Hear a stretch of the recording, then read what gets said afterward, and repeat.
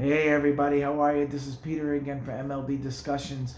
It's January 1st, 2020. Happy New Year. I hope you guys had a wonderful New Year. I hope you guys made a lot of resolutions. One of mine, and I will stick to it, is to make a video every single day from now to the end of the year. Whether it's about MLB discussions, whether it's about rumors, whether it's about my Diamondbacks, which will always be a part of it. The reason I've been making Diamondback videos is because they have been in rumors a lot lately, and that's my favorite team. So I want to stick with them first before we jump into anybody else. And the main rumor that's been happening today and yesterday is the reason why I'm making this video today, because it's getting hotter and hotter. We are 5 weeks away from pitchers and catchers reporting, which is MLB fans' music to their ears, right? So I know it's to mine. So what we're looking for here is a center fielder, right? That's what the goal is right now, unless we get creative and move players around. So who can we get at this point? Right now, we discussed 5 players before, if you watch my other videos. There was a dream trade, which was Mookie Betts. It's probably not going to happen. There was the realistic trade that makes the most sense, and that's STARLING MARTE. There was the 2 free agent players, which was Marcell Ozuna and Castellanos. Well, if you watched it, Castellanos was the guy that I wanted. And there was the free agent player also, who was a lot cheaper, in Kevin Pillar. Those are the 5 that make the most sense, right? Couple of those guys can play center field. The others takes a lot to require to move things around. So at this point, who do we go for? And who is the hot rumor? We know why we have to get a center fielder, because Marte has to be at second base. He will injure his back and it will ruin the whole team, because he was our MVP last year. Who is it that we need? And who is it that makes the most sense? And it is STARLING MARTE. That is the hot rumor. That is what everybody's talking about. The Diamondbacks have the prospects to go there. They have a bunch of prospects. They don't have to give away their top prospect, but they can, because they have a bunch others. So I will go, in this video, I'm going to go over 5 guys that we have that can be traded into the Pittsburgh Pirates during this time.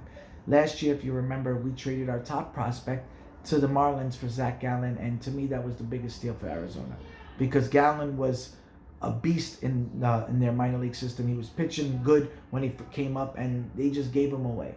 So for us, that was great. And look, we have a bunch of infield prospects anyway, so that didn't even matter for us to give him away, whether he does good in Miami or not. Let's start with one of our outfield prospects, and that's Alek Thomas. We just drafted him, and I wrote it down for you guys. He batted .300 in the minors last year with 10 home runs in 114 games. His father's one of the coaches in the White Sox, right? The guy looks like a good ball player. To be honest with you, it's just 1 year. I'm not sure how it's going to go, but he is our top prospect. What he looks like to me is around 15 to 25 home runs. He looks like a solid ball player, good contact hitter. Our number 2, who is untouchable to me, is Kristian Robinson. This guy is an animal. You can see it. He's big. He hasn't even filled out yet. Last year in 69 games, he hit 14 home runs and stole 17 bases, and he's still skinny. He batted I believe it was like, I'm not sure if it was around 270 or 280, but the guy was, you can just see it. For me, he doesn't go anywhere. That's the guy who's untouchable. Number 3, and who I think will be going to Pittsburgh if they do make this trade, is Corbin Carroll. He was a big draft pick for us last year. He batted almost 300, 299 last year, and 18 stolen bases, and he hit a couple home runs. He's a solid contact hitter, and he would probably be the guy going to Pittsburgh. That would be my guess. Number 4 is Seth Beer. That's the guy one of the guys we got by Zach Greinke. He's a little bit more seasoned in the minor leagues, as he was in AA last year. He batted .290, and he hit 26 home runs. I would like to hold on to him just for the fact that he plays first base also, and he looks good. He looks like a good prospect. So that's just another one. And then number 5, who I don't think should go anywhere, it's Dalton Varsho. He's a catcher prospect who it's very hard to come by. He batted .301 last year. He had 18 home runs in only 108 games, and he threw out 40% base stealers. Now, the only thing they said about him is his catch framing isn't right up to par yet, but that will come with it, right? And plus I heard he can play outfield and second base if catcher don't work. I don't think you trade him neither. I don't know if the Pirates want one of those guys, but I still think it can happen with Corbin Carroll, because I think he will be the most basic guy to trade, and it still won't affect like guys like who have the really high upside, like Kristian Robinson and like Dalton Varsho. That's just my opinion. Excuse me, I had my Coca-Cola. You also have a little bit lower prospects in a guy like Duplantier, one of our pitchers, who was here. Not sure what Pittsburgh's asking for. What it looks like, it'll be one outfielder and one of our younger pitchers that will probably do it for us. This is what I'm hoping for, just for the fact that the Diamondbacks need to get one of these guys. They need to make it happen soon. That's why the rumors are heating up. I'm not sure if it's going to be Pilar. I'm not sure if Hazen has something up his sleeve, which he always does.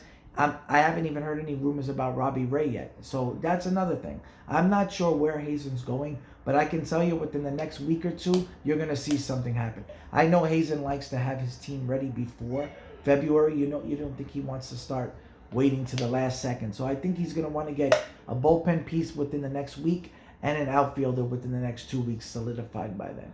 I want you guys to tell me what you think, because this is a crucial move. This is a make or break. This could be the difference between winning 94 to 95 games or staying at the same, being around 80 something, right? Because I think we have the pitchers, and I think if we needed to get a veteran or we needed to make a move in the middle of the year, we can, because we still will have a little payroll flexibility. But you definitely need one more big hitter at this point. You need a 20-something home run guy, a guy who can play center field. Tell me what you guys think, and Happy New Year. I'm very excited for baseball, and I'm excited that it's 2020. Take care, guys.